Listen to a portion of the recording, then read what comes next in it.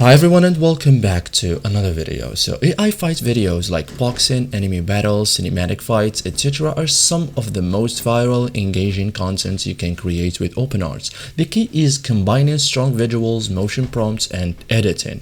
So in this guide, I will show you step by step how to create AI fight videos using OpenArt in 2026, the cinematic workflow. So first thing first, define your fight concept. So start with a clear idea, like choose fight type like boxing, street fight, enemy battle, characters, man versus man, hero versus villain, environments like ring, street, okay, style, realistic, cinematic, anime. So for example, you can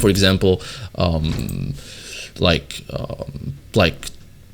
this. So two fighters in a neon lights, a light, cinematic, intense atmosphere. Okay, so like creates consistent characters. So generate your fighters in OpenArt, keep same face, same outfit, same style. Okay, so save as reference images, okay, because consistency makes the fight believable.